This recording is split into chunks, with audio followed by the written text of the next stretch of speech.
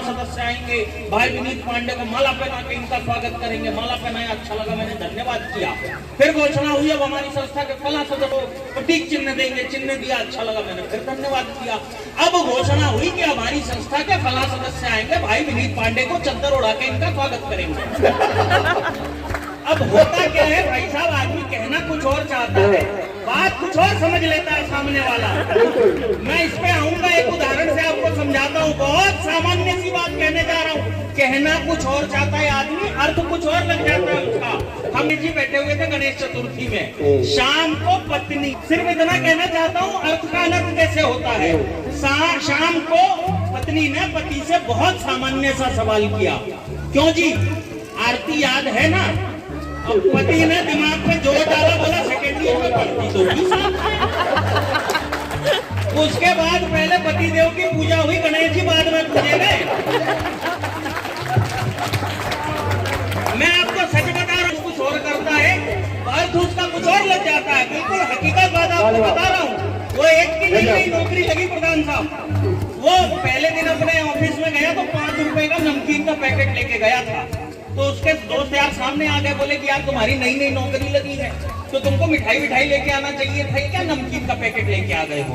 बारीक बात कहने जा रहा हूँ, वही ताली बजाएंगे जिनको समझ में आएगी।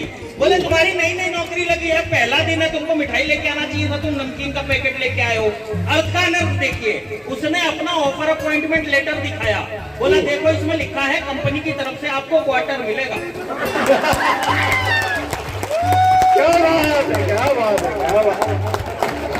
अर्थ के अनर्थ होते हैं साहब। आदमी कहना कुछ और चाहता है, बात कुछ और करते। घोषणा हुई, जब चौथी बार अध्यक्ष से रानी गया तो उन्होंने सदस्य को मारी गोली। बोले यार तुम स्वागत करते क्यों नहीं? अब सदस्य ने जवाब दिया, सुन के आनंद आ जाए तो फिर से आगे से पीछे तक बोले तुम स्वागत करते क्यों नहीं? सदस्य ने कहा जी चद्दर तो मैं उड़ा दूं, पांडे जी लेटे तो सही।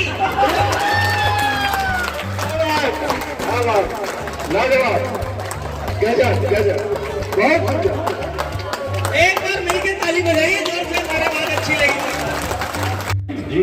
सबने फीकी चाय उठाई और जैसे ही चाय उठाई अंदर से पत्नी निकल के आई और उससे पत्नी ने ये कहा कि सुनो बात, हम एक गेम खेलेंगे। इस 7-8 कप चाय में से 1 कप चाय फीकी है, अच्छा, और वो जिसके हिस्से पड़ेगी कल हम उसके घर पार्टी करेंगे। भाई साहब 7-8 लोगों ने चाय पी ली, किसी ने नहीं कहा कि मेरी फीकी है। और तालियां तो इस बात पे, एक ने तो ये कहा मुझे डायबिटीज है, इतनी चीनी क्यों डाल रखी है?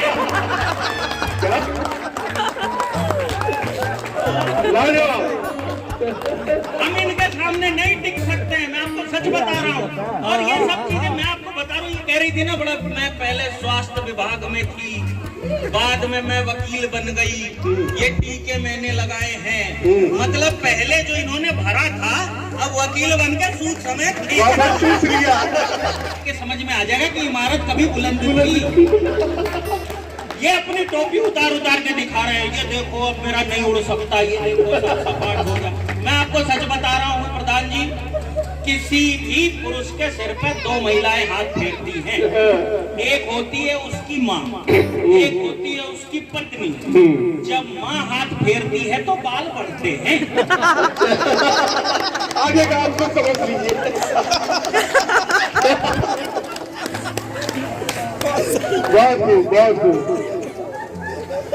और तालियां अब रोक कर बता देना नेताजी पे।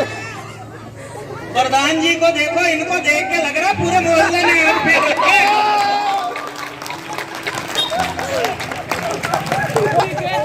फेर दिए, प्रधान जी के दोनों हाथ फेर दिए।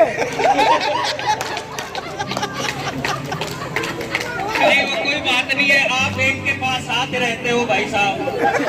वैसे उड़ तो आपके भी हल्के रहे हैं। मेरे पास पूरे अभी पूरे हैं। तो मैं आपको सच बता रहा हूँ, ये वो बता रहे थे, ये पूछा कि भाई तुमने चोरी की वो तो ठीक बात है, लेकिन तुमने एक ही दुकान से 3 बार चोरी क्यों की? अब उस आदमी का दर्द आप तक पहुंच जाए तो आप मुझे बताएं। ठीक बात है, लेकिन एक ही दुकान से 3 बार जोड़ लिए। बोले जज साहब चोरी तो एक ही बार की थी, 2 बार तो उसका कलर बदलने गया था। क्या बात है, क्या बात है।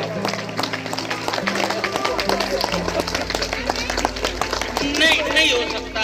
आइए मैं कुछ पंक्तियों से आपको जोड़ता हूँ, समय कम है, काफी देर हो गई, आप लोगों को भी छुट्टी चाहिए होगी आपको। तो ये सब्सक्राइबर जिन्होंने चैनल सब्सक्राइब कर रखा है, क्या नाम है आपका? ये वैलेंटाइन डे। तो इनका नाम वर्षा था और इन्होंने मुझे बहुत प्यार से बोला कि दी मैं आपके सारे ब्लॉग्स देखती हूँ, आप ब्लॉगिंग करते हो ना, तो ये सुन के मुझे बहुत ज़्यादा ही अच्छा लगा। ये भाई ने जो था चौगुना मेरे बदन में, ऐसी सेवा की भाई ने के हृदय की प्रेम पीड़ा फैल चुकी है जी मेरे पूरे ही बदन में। अब मेरे समझ में नहीं आ रहा है कि मैं वाह कहूँ कि आ कहूँ। लेकिन बात इतने तक खत्म हो जाती तो बात थी।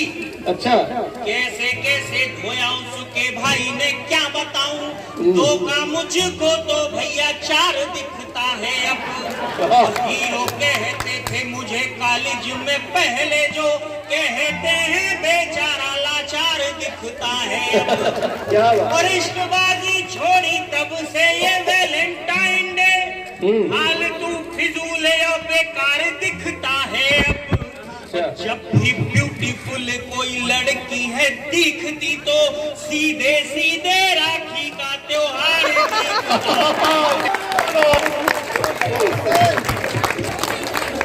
हाँ भाई साहब, यही मैं सच आपको बता रहा हूँ। जिस दिन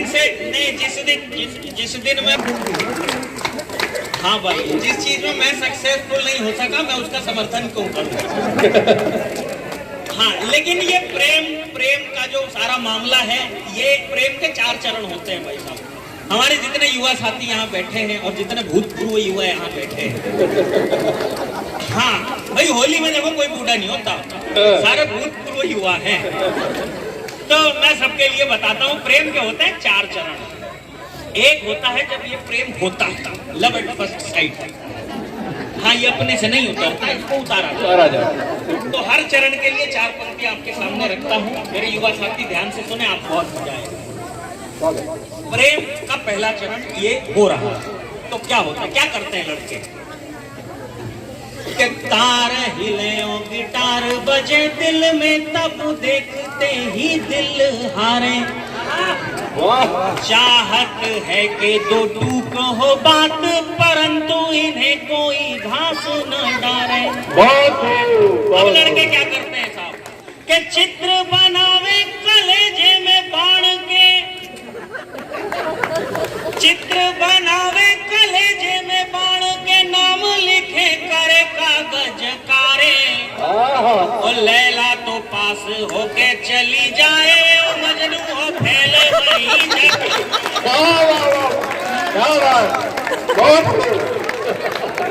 ये पहला चरण है। दूसरा चरण, जब ये प्यार अपने बिल्कुल उफान पे है, तब क्या करते हैं लड़के कि लेके उधार फरार फिरे, स्कूल से फूल लिए बन जोगी। अब पिछले महीने में ये सब ज्यादा हुआ है कि लेके उधार फरार फिरे, स्कूल से फूल लिए बन जोगी। वोटर भी जो अभी ना हुए हैं, क्लास में प्रेम के आस में रोगी।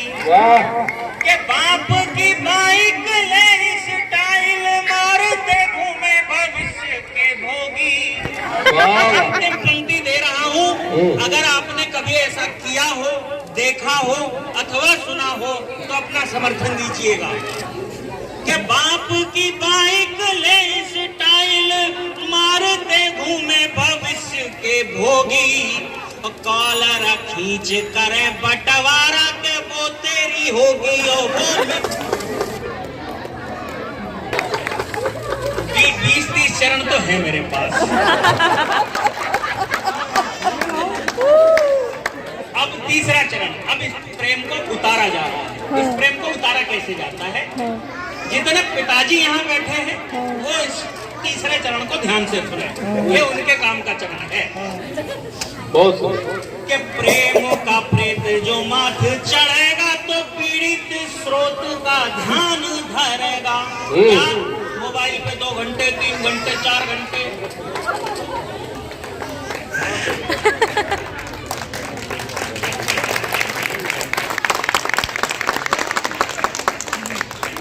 भाई साहब 2 चरण पे 200 रुपए एवरेज।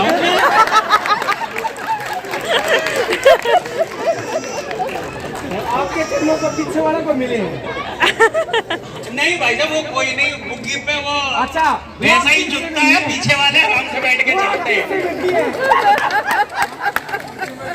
हाँ, आप अपने हिस्से के मिले हो।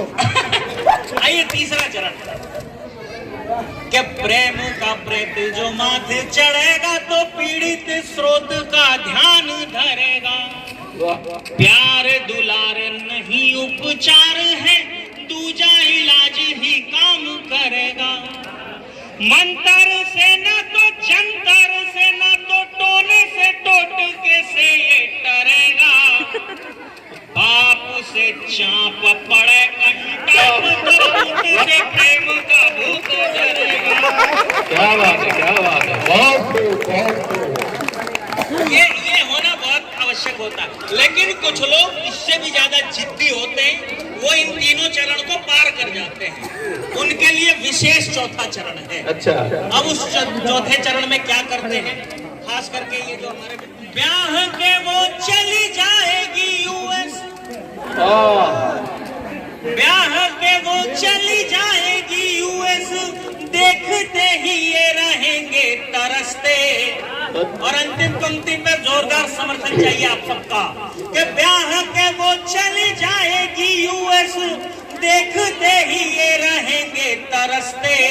और सालों के बाद मिलेगी तो बच्चों से बोलेगी मामा को बोलो। क्या बात।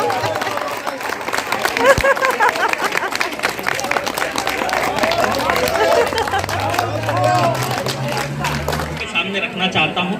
देखिए, आप लोगों को हंसाया, गुदगुदाया, और ये काम मैं बहुत देर तक कर सकता हूँ, लेकिन होली का माहौल भी है, चाहे कवि सम्मेलन का जो समृद्ध मंच है ये याद रख पाए, ऐसा मेरा प्रयास होगा। मैं एक व्यंग्य की रचना आपके सामने रखने का प्रयास करता हूँ। स्वागत, स्वागत। आजकल देश की स्थिति ऐसी हो गई है साहब, आप शाम को टेलीविजन खोल के बैठते हैं, उस टेलीविजन के स्क्रीन पे आपको छोटे छोटे 4-5 विंडो दिखाई देते हैं, उसमें 4-5 अलग अलग मुंह दिखाई देते हैं। बात कहीं से भी हो रही हो, कुछ भी हो रही हो, वो घुमा फिरा पे लाके टिका देते हैं। किसी के लिए देशभक्ति कुछ है, किसी के लिए देशभक्ति कुछ है। मैंने एक कवि ने अपनी दृष्टि से देशभक्ति को क्या देखा है, एक व्यंग्य की रचना सुनाता हूँ, सुनिएगा साहब। आप सबका प्यार आशीर्वाद जैसा मिल रहा था ऐसा ही मिलता रहे, मेरा यहाँ आना सार्थक हो जाएगा। सुनिएगा साहब कि कल सोसाइटी के सबसे महत्वपूर्ण स्थान पर, यानी गेट के ठीक बाहर चाय की दुकान पर 4 लोग चाय का मजा उठा रहे थे, साथ ही देशभक्ति का अर्थ भी बता रहे थे। एक संबंध आपकी मानसिकता से है, न कि वास्तविकता से है। अगर आप मान लें कि आप देशभक्त हैं तो हैं, इसमें क्या परेशानी है, बाकी बातें बकवास है, बेमानी है।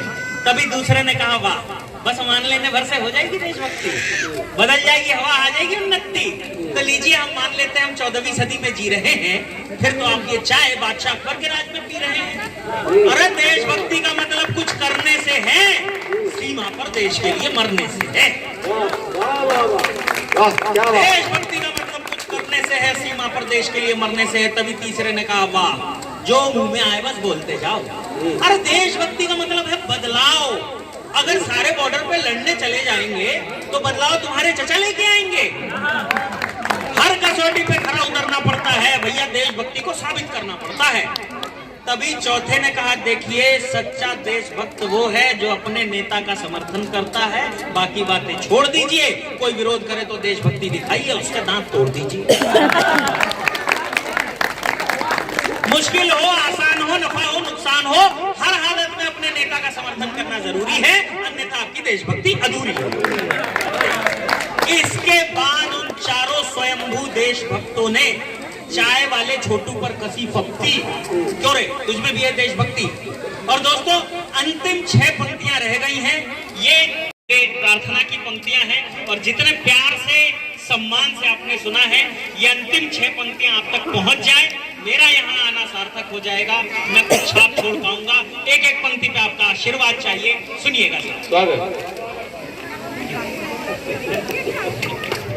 सुनिएगा साहब। अंतिम 6 पंक्तियां आपके सामने रखता हूं, आनंद से सुनिए। इसके बाद उन चारों स्वयंभू देशभक्तों ने चाय वाले छोटू पर कसी फप्ती, क्यों रे तुझमें भी है देशभक्ति।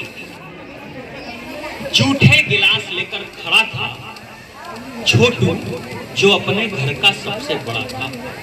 क्या बात। जूठे गिलास लेकर खड़ा था छोटू जो अपने घर का सबसे बड़ा था। बोला साहब मैं अनपढ़ हूँ, मुझे नहीं पता देशभक्ति क्या है, कैसे की जाती है। मैं तो वही करता हूँ जो मेरी माँ मुझे सिखाती है। क्या बात। बहुत बड़ी बात, बहुत बड़ी बात। मैं अनपढ़ हूँ, मुझे नहीं पता देशभक्ति क्या है, कैसे मैं पिलाता हूँ। और इन 2 पंक्तियों को जो मैं आपके सामने रखने जा रहा हूँ, अगर आपने संभाल लिया तो मेरी माताएं, बहनें और जितने मेरे भाई यहाँ बैठे हैं, मैं उन सबका आभारी रहूंगा। बोले ईमानदारी से चाय बनाता हूँ, 4 रुपए की लागत है, 6 में पिलाता हूँ।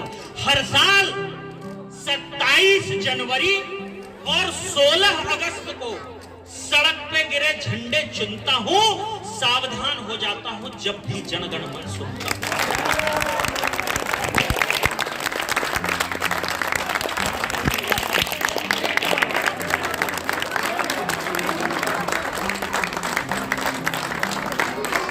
अंतिम 4 पंक्तियां आपके सामने रखता हूँ। हर साल 27 जनवरी और 16 अगस्त को सड़क पे गिरे झंडे चुनता हूँ, सावधान हो जाता हूँ जब भी जनगण मन सुनता हूँ। कूड़ा कचरे के डब्बे में ही भरता हूँ, सड़क लाल बत्ती पर ही पार करता हूँ। इस पौधे को रोज पानी डालता हूँ, छोटी बहन के साथ खेलता हूँ, उसे स्कूल लेके जाता हूँ। कभी किसी को तकलीफ नहीं देता, फालतू 1 रुपया नहीं लेता। और अंतिम पंक्ति आपके सामने रखता हूँ, कभी किसी को तकलीफ नहीं देता, फालतू 1 रुपया नहीं लेता। बस यही करते करते रोज सुबह से शाम हो जाती है। अनपढ़ हूँ साहब, मुझे नहीं पता देशभक्ति क्या है, कैसे की जाती है, कैसे की जाती है। बहुत बहुत आभार, बहुत बहुत धन्यवाद आप सबका, बहुत। ये है भाई विनीत पांडे जी। क्या बात है, क्या बात है, बहुत खूब। सलाम आना यहाँ पे आके। मैं एक बात और बताता हूँ, हिमांशु ने बहुत शॉर्ट नोटिस में, मतलब कल ही हमारा सब फाइनलाइज हुआ है, उसके लिए हम क्षमा चाहते हैं। अगर हमारी तरफ से कोई कमी रही हो, हम क्षमा प्रार्थी हैं। और आपके आने का जो आनंद इस बार हमने। तो हेलो गाइस, कैसा लगा आप लोगों को हमारा जो ये कवि सम्मेलन हुआ है हमारे सोसाइटी में। तो आई होप आप लोगों ने भी इंजॉय किया होगा जितना हमने किया है। और जैसा कि मैं हमेशा बताती हूँ, हमारे सोसाइटी में बहुत छोटी छोटी जो फेस्टिवल होती है वो भी बहुत अच्छे से हम लोग सेलिब्रेट करते हैं। तो क्योंकि अभी होली का टाइम चल रहा था तो इस वजह से ये कवि सम्मेलन हुआ। और बीच में फिर हमने स्नैक्स और चाय का भी लुत्फ़ उठाया है। तो आप लोग भी हमारे साथ इसका लुत्फ़ उठाइए। और अगर आपको वीडियो पसंद आया तो उसको लाइक, कमेंट एंड शेयर करना ना भूलें। अगर आप लोग नए हैं तो प्लीज़ गाइज इसको सब्सक्राइब करें। बहुत जल्दी मिलते हैं।